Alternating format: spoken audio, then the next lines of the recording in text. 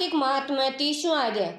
भगवान कृष्ण ने कहा, हे प्रिय, नारद जी के वचन सुनकर महाराजा पृथु बड़े विस्मित हुए। अंत में उन्होंने नारद जी का पूजन करके उनको विदा किया। इसलिए माघ, कार्तिक और एकादशी ये 3 व्रत मुझे अत्यधिक प्रिय है।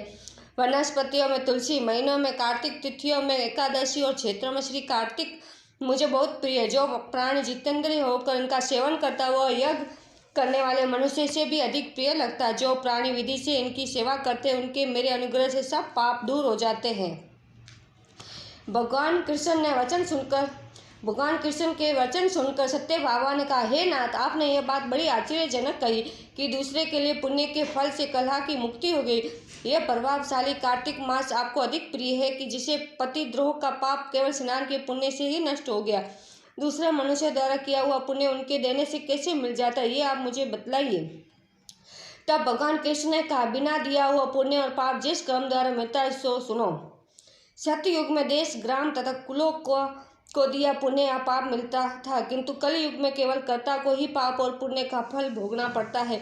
संसर्ग न करने पर भी वह व्यवस्था की गई और सन से जैसे पाप और पुण्य दूसरों को मिलते हैं उसकी व्यवस्था भी सुनो।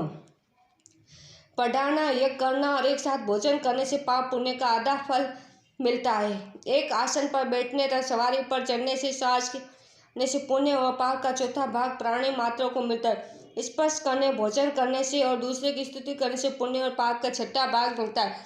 दर्शन करने, सुनने तथा ध्यान करने से मनुष्य को पुण्य और पाप का 10वां हिस्सा मिलता है। दूसरे की निंदा, चुगली और धिक्कार करने से उसका 7वां भाग मिलता है।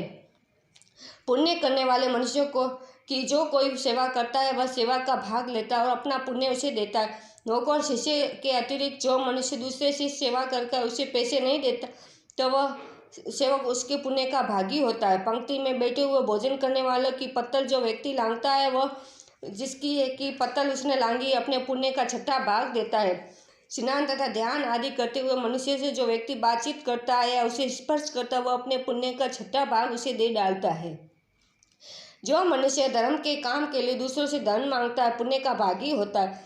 ठीक उसी तरह जिस तरह की दान करने वाला भागी होता है। जो मनुष्य धर्म का उपदेश करता है और पश्चात श्रोता से याचना करता है वो अपने पुण्य का छठा भाग उसे देता है। मनुष्य दूसरों को धन चुराकर उसे धर्म करता है, चोरी का फल भोगता है और शीघ्र ही निर्धन हो जाता है। और जिसका धन चुराता है वो पुण्य का भागी होता है। बिना ऋण के उतारे जो मनुष्य मर जाते हैं उनको ऋण देने वाले सज्जन पुण्य के भागी होते हैं।